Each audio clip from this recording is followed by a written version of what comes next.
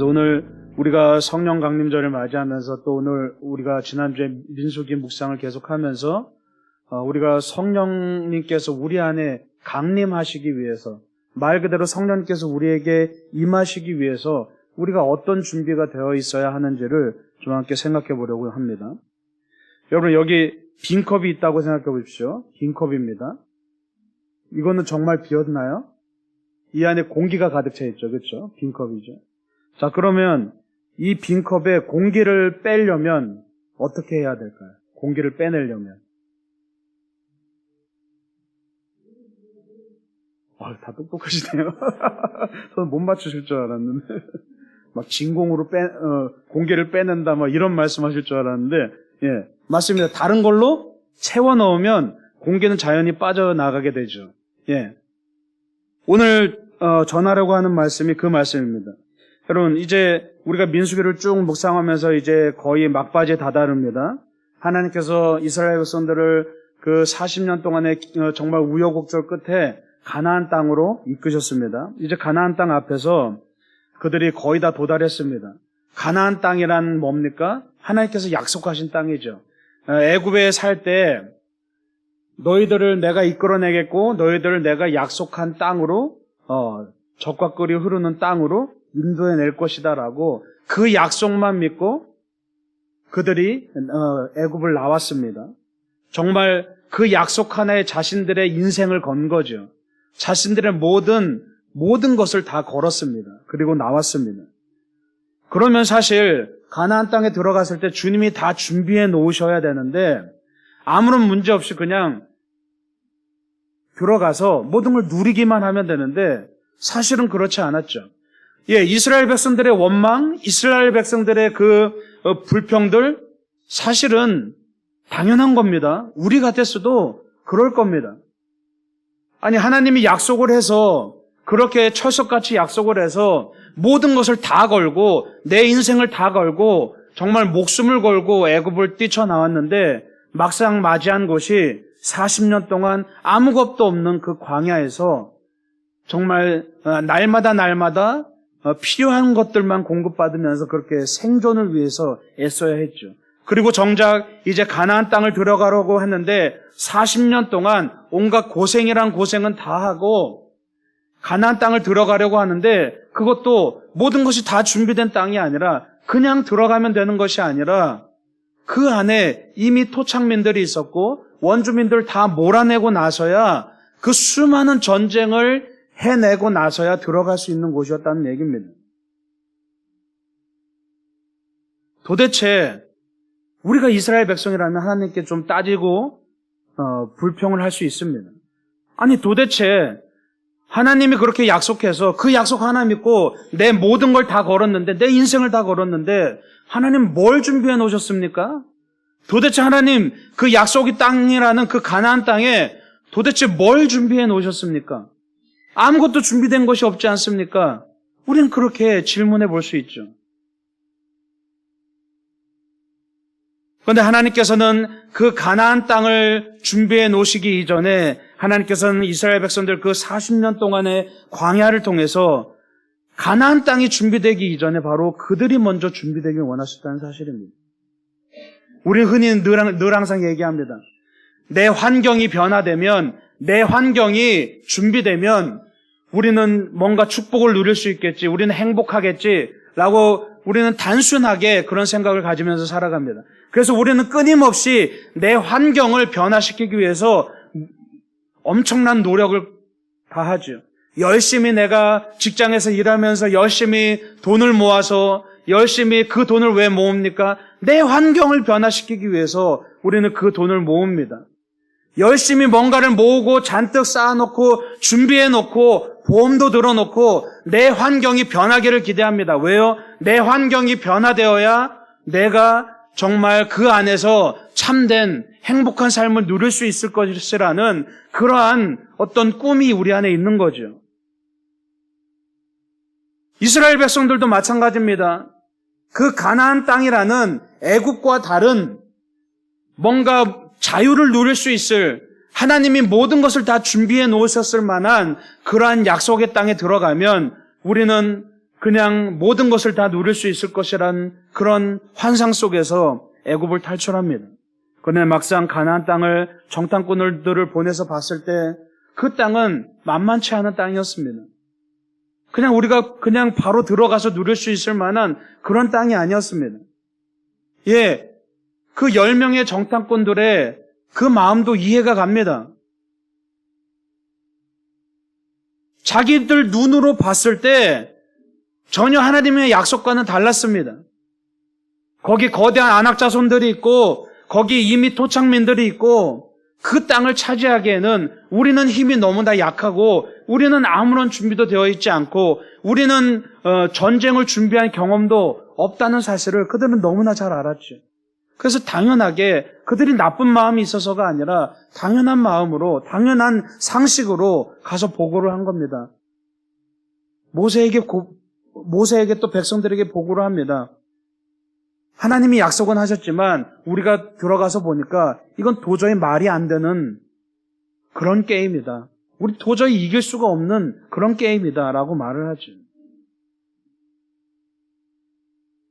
그러나 하나님께서는 왜 그 땅으로 가라고 말씀하셨습니까? 그 땅이 변화되기 이전에 먼저 하나님은 그 광야에서의 40년 동안 그들이 먼저 변화되길 원하셨다는 사실입니다. 그래서 하나님은 이 가나안 땅이 약속의 땅으로 변화될 수 있었던 그 결정적 이유는 오늘 말씀에 등장하죠. 오늘 말씀에 보면 모든 것을 비우라고 말씀하십니다. 거기 있는 원주민들을 몰아내고 우상들을 다 깨트리고 산당을 헐고 다 몰아내라고 말씀하십니다. 무슨 얘기입니까? 거기 원래 있던 것들을 다 비우라고 말씀하시는 겁니다. 여러분, 가나안 땅은 제로 베이스가 아니었습니다. 아무것도 없던 곳이 아니었습니다. 이미 모든 것이 다 있었던 곳입니다. 그런데 하나님께서는 먼저 너희들이 가서 해야 될 일은 그냥 거기 가서 그냥 룰루랄라 즐기고 누리는 것이 아니라 가서 모든 것을 비우는 작업을 하라고 말씀하고 있습니다. 여러분, 외부로부터 좋은 것이 주어져도 우리 안에 아직 더러운 것들이 있다면 오히려 그것이 화가 됩니다. 우리는 많은 것을 하나님께 원합니다. 하나님 이것도 주시고 저것도 주십시오라고 이야기하지만 정작 내가 그것을 누릴 수 있을 만한 준비가 되어지지 않으면 오히려 그것이 내 삶을 파괴시킨다는 얘기입니다. 그래서 우리는 가장 먼저 축복을 받기 위해서, 가장 먼저 성령이 내 안에 임하시기 위해서 가장 먼저 우리는 먼저 준비되어야 될 것이 있습니다. 그것은 다른 것이 아니라 바로 내 안에 모든 것들을 비워내야 하는 그런 작업들이 필요합니다. 그래야 성령께서 우리 안에 오셔서 우리를 도우시고 이끄실 수 있습니다. 영이 머무는 사람이 어떤 사람입니까? 여러분, 성령이 머무는 사람이 비로소 가나안에 머물 수 있는 자격이 주어진다는 것을 여러분 기억하시기 바랍니다. 무슨 얘기입니까? 내가 먼저 내 안을 비워내고 내가 먼저 원래 자리 잡고 있던 내 안의 구습과 내 안의 아집들을 비워내고 그래야만 성령님이 내 안에 오셔서 내가 성령의 인도하심을 받는 사람이 되어질 때 비로소 우리는 가나안 땅에 머물 수 있는 자격이 주어진다는 것이죠. 여러분, 오늘 52절에 보면 원주민을 몰아내라고 말씀하고 있습니다. 우리가 뭘 비워내야 됩니까? 먼저 우리 안에 있는 원주민을 몰아내야 됩니다. 우리 안에 있는 원주민이 뭡니까? 우리 안에 오랫동안 또아리를 틀고 자리 잡고 있었던 우리 안에 우리 안에 수많은 경험들, 우리 안에 수많은 구습들, 내가 그동안 만들어왔던 내 안에 수많은 바벨탑들, 수많은 나의 자아들을 먼저 몰아내라는 겁니다. 그것이 진짜 주인이 아니라는 얘기입니다. 우리의 주인은 성령님이시기 때문에 성령님께서 내 안에 임하셔서 성령님께서 내 삶을 주관하셔야 되기 때문에 우리 안에 자꾸만 내가 주인이 되게끔 만드는 그것들을 다 몰아내라고 말씀하고 있습니다. 내 안에 아집이, 내 안에 나라는 자아가 끊임없이 가득 채워진 채로 살아가면 바로 내가 주인이 되고 하나님은 일종의 옵션이 되어버리는 그런 지경이 되어버리죠. 여러분, 자아를 왜 끊임없이 죽여야 됩니까? 성령님께서 머무시기 위함입니다. 양립할 수가 없습니다. 자아를 죽이는 것이 바로 겸손입니다. 내 안의 소유권을, 내 삶의 소유권을 하나님께 넘겨드리는 겁니다.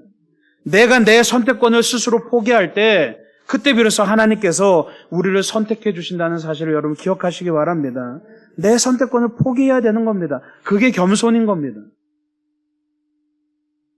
자꾸만 내게 주어진 그 자유의지를 남용해서 내가 스스로 내 삶의 주도권을 가지고 내가 내 삶의 선택권을 가지고 내가 선택하면서 살아가다 보니까 하나님께서 우리를 선택하실 기회가 없다는 얘기죠.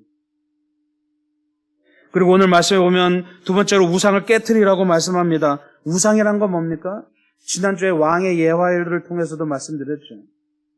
왕이 끊임없이 거울만 쳐다보니까 자기 모습만 바라보게 됩니다. 그러나 그 거울을 치워버리니까 창문이 등장하고 그 창문을 통해서 세상을 바라보게 됩니다. 우상이란 건 우리 스스로의 욕망을 통해서 만들어낸 가짜 신을 말합니다. 자신의 욕망이 신이 된 겁니다. 그래서 수많은 종교들이 생겨나는 근본적인 원인 또한 마찬가지입니다. 인간의 욕심, 인간의 욕망이 투영되어서 우상을 만들어냅니다. 끊임없이 이스라엘 백성들을 괴롭혔던 바알이 어떤 신이었습니까? 풍요의 신이었습니다. 말 그대로 인간의 그 풍요를 이뤄내고자 하는, 풍요한 삶을 살고자 하는 인간의 욕망이 투영된 것이 바로 바알이었다는 겁니다. 우리가 마음의 창으로 하나님을 바라봐야 되는데 그 마음의 창을 거울이 가리고 있어서 마음의 거울을 통해서 자꾸만 내 모습만을, 내 욕심만, 내 욕망만 바라보게 될 때 우리는 나라는 신을 만들어 놓고 끊임없이 우상 숭배를 하게 되죠. 아담과 하와가 하나님 앞에 반역의 죄를 짓고 에덴 동산에서 쫓겨난 이유가 뭡니까? 우리 안에 원죄가 틈이 탄 이유가 뭡니까? 그 가장 큰 원인이 바로 아담과 하와가 자신의 앞에 거울을 들여다놓고 자신을 바라봤기 때문이라는 겁니다. 그래서 자기가 커지고 싶고 자기가 더 높아지고 싶어서 하나님과 같이 되려고 하는, 하나님과 같은 수준으로 올라가려고 하는 그 마음 안의 교만함들이 결국은 하나님을 반역하게 만들었다는 겁니다.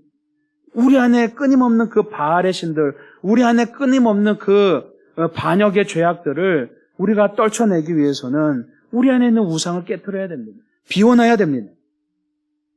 여러분, 그런데 중요한 것은 오늘 제목도 비움이지만 비워내는 것으로 끝난다면 아무 소용이 없는 겁니다.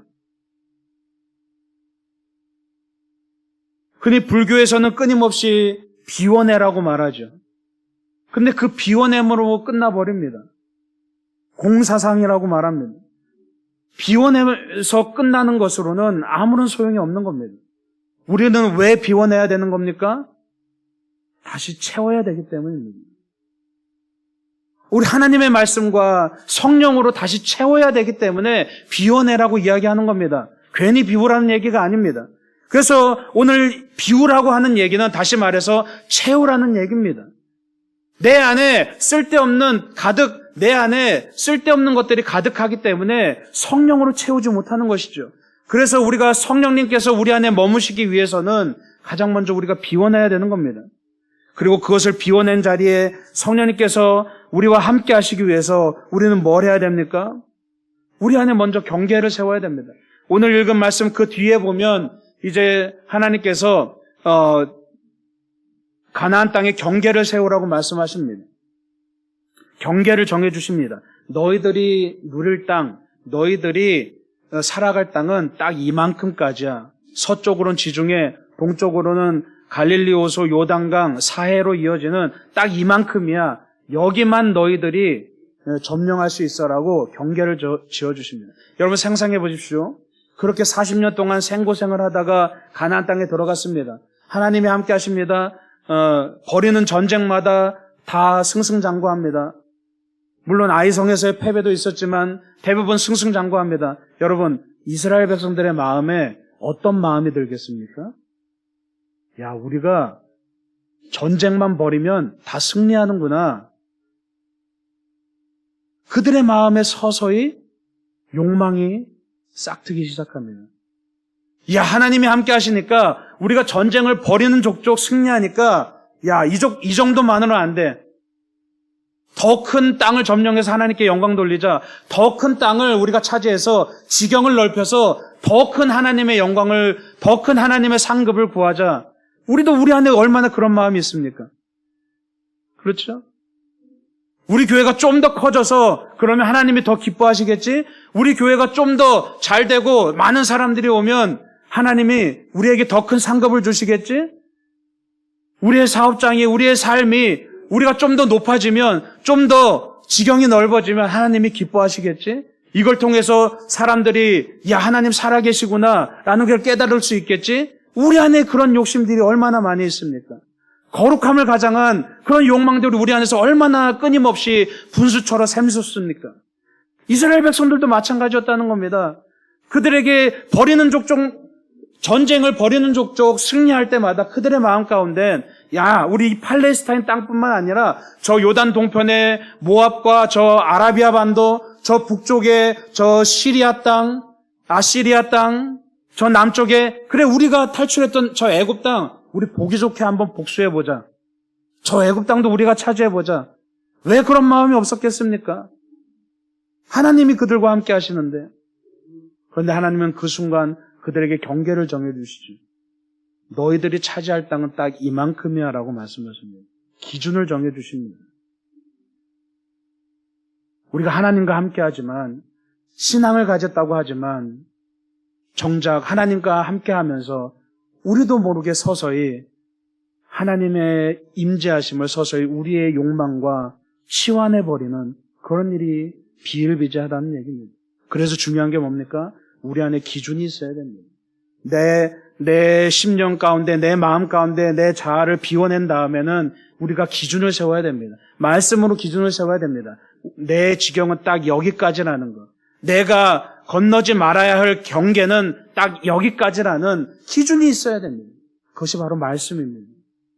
우리가 날마다 말씀을 묵상하면서 그 기준을 바로 세우고 내가 하나님과 함께 정말 열심히 내가 하나님과 함께 주님의 길을 향해서 부지런히 달려가지만 하나님이 정해주신 속도가 있고 하나님이 정해주신 방향이 있고 하나님이 정해주신 길이 있다는 얘기입니다. 그 기준을 우리가 지켜야 되는 거예요. 그래서 하나님께서는 우리에게 울타리를 만들어 주십니다. 그 울타리는 우리를 구속하기 위함이 아니라 바로 우리를 보호하시기 위함입니다. 경계라는 것은 우리를 얽매고 구속하기 위함이 아닙니다. 그 울타리는 우리를 보호하시기 위함입니다. 내가 이 울타리를 정해줄게. 이 안에서 자유를 누리라는 얘기입니다. 그러나 우리가 때로는 그 울타리를 벗어나려고 합니다. 하나님, 여긴 너무 좁아요. 하나님, 여기는 내 포부와 내 기대와 내 커다란 소원을 담기에는 이 바운더리는 너무 좁아요. 나 한번 넘어가 볼게요. 하나님이 함께 하시니까 나 용기가 있어요. 그런데 그 바운더리를 넘어가는 순간 우리는 결국 무너지게 되는 거죠. 여러분, 중요한 것은 우리가 날마다 말씀 묵상을 통해서 내가 해야 될 일과 하지 말아야 될 것을 분명히 기준을 정하고 살아가는 여러분 되셨으면 좋겠습니다. 그래야 거룩함을 지킬 수가 있는 겁니다. 우리가 흔히 거룩함은 구별을 함이라고 이야기합니다. 거룩함은 구별됨이라고 이야기하죠. 그런데 구별된 자체가 거룩함은 아닌 겁니다. 비워야 채워지듯이 우리가 구별됨을 통해서 거룩으로 나아가는 것이죠. 최종 목적은 거룩함입니다. 구별됐다는 건 뭡니까? 깨끗하게 씻어서 사용하기 위해서 우리가 그릇을 따로 씻어서 떼어 놓는 것처럼, 그런데 그 그릇이 비워진 채로 깨끗이 설거지가 된 채로 그냥 놓여져 있으면, 몇십 년, 몇백 년 그냥 놓여져 있으면 그건 아무 소용이 없는 겁니다. 구별된 자체로는 아무 소용이 없습니다. 뭐가 있어야 됩니까? 그 깨끗한 그릇에 정말 귀중한 내용물을 채워 넣어야만 그 그릇이 아름답게 사용을 받을 수 있는 거죠. 마찬가지입니다. 우리가 세상과 구별됐다고 해서 그것으로 거룩하다고 말할 수 없는 겁니다. 중요한 것은 우리가 그런 상태에서 성령님께서 우리 안에 오셔서 내가 예수 그리스도를, 그 그리스도의 복음을 담고 성령님의 임재 가운데서 살아갈 때 비로소 우리가 거룩해진다는 사실을 여러분 기억하시기 바랍니다. 오늘 54절에 보면 너희의 종족을 따라 그 땅을 제비 뽑아 나눌 것이니 라고 말씀하고 있습니다. 흔히 제비 뽑기 하면 성경에 제비 뽑기가 참 많이 나오죠. 그러면 우리는 제비 뽑기를 가지고 하나님의 뜻을 결정하는 도구라고 알고 있습니다. 그런데 사실은 여러분 제비뽑기의 원래 의미는 하나님의 뜻을 시험하기 위한 그런 도구가 아닙니다. 원래 뜻은 하나님을 알기 위한 그런 도구가 아닙니다. 제비뽑기의 원래 의미는 모든 결과는 내 힘과 내 공로가 아니라 바로 하나님의 은혜라는 것을 고백하는 그런 차원인 것이죠. 그래서 제비뽑기를 통해서 많은 성경에 보면 이제 마지막 가룟 유다가 공백인 그 자리에 마띠아를 뽑는 때도 제비뽑기를 사용하고 또 구약에서도 보면 많은 부분에서 제비뽑기를 사용하죠. 근데 그것이 하나님의 뜻을 판가름하는 그런 뜻도 물론 있습니다. 그런 뜻도 있지만 원래 의미는 그 행위를 통해서 내가 뽑은 것이 아니야, 내가 결정한 것이 아니야, 이것은 모두 하나님의 은혜야라는 것을 고백하는 차원이라는 얘기입니다. 다시 말해서 이들이 지금 땅을 분배받을 때 제비뽑기를 한 이유는 이것은 내가 전쟁을 하고 내가 노력해서 얻어낸 내 노력의 산물이 아니라 온전히 하나님의 은혜였다는 것을 고백하는 겁니다. 우리가 살아가는 가운데 정말 겸손이 뭡니까? 내 힘이 아니라 내 공로가 아니라 내 능력이 아니라 내가 이뤄낸 결과가 아니라 모든 것이 하나님의 은혜였다는 것을 고백하는 겁니다. 내가 잘 되든 못 되든 그것은 내 노력의 결과가 아니라 나의 열매가 아니라 하나님의 은혜라는 거죠. 오늘 말씀에 나누라고 말합니다. 나누라는 것은 분리한다는 뜻도 있습니다. 그러나 또 한 가지로 공유한다는 뜻도 있습니다. 우리가 뭘 나눈다라고 말할 때 한 가지를 두 개로 나눈다, 분리한다는 의미도 있지만 또 내가 가진 것을 서로 쉐어할 때, 공유할 때 이것도 나눈다라고 표현을 합니다. 우리가 구별되는 것에만 그친다면 우리는 세상 사람들과 그냥 벽을 쌓고 살아가는 그러한 마치 세상을 도피하는 그러한 사람들일 수밖에 없죠. 그러나 우리가 나눈다는 의미는 분리한다는 뜻도 있지만 우리는 내 삶을 함께 사람들과 나누며 공유한다는 뜻도 있습니다. 참된 거룩함은 구별함으로 그치는 것이 아니라 내 신앙과 내 삶이 하나로 공유되는 것. 신앙 따로 삶 따로가 아니라 우리가 세상 사람들로부터 자꾸만 지탄받는 이유가 뭡니까? 오늘날 크리스찬들이 아무런 영향력 없이 사람들로부터 지탄받습니다. 왜요? 뭐 여러 가지 이유를 우리는 뽑아볼 수 있습니다. 그러나 가장 근본적인 이유는 내 삶과 내 신앙이 따로 놀기 때문이죠. 너무나 분리되었다는 겁니다. 거룩함이란 건 뭡니까? 내 신앙과 삶이 분리된 것이 아니라 하나가 되어질 때. 내가 오늘 여기서 이 말씀을 들었으면 물론 100% 이 말씀을 지킨다는 것은 말도 안 되는 겁니다. 우리는 그렇게 할 수 없습니다. 그러나 내가 날마다 말씀 묵상을 하면서 그 말씀을 가지고 하루 동안 그 말씀을 단 1%라도 지키려고 애쓰고 노력하는 그것이 바로 거룩함이라는 사실을 여러분 기억하시기 바랍니다. 하나님 여러분에게 100%를 원하시는 건 아닙니다. 다만 어제보다는 단 1%라도 더 나아지려고 노력하는 그 애씀과 그 노력들을 주님께서 보신다는 사실입니다. 여러분 신앙은 실제적인 겁니다. 여기 교회에서 와서 이 예배 동안만 그저 은혜를 누리고 그렇게 내 삶과 신앙은 따로 노는 것, 그것은 그냥 관념적인 겁니다.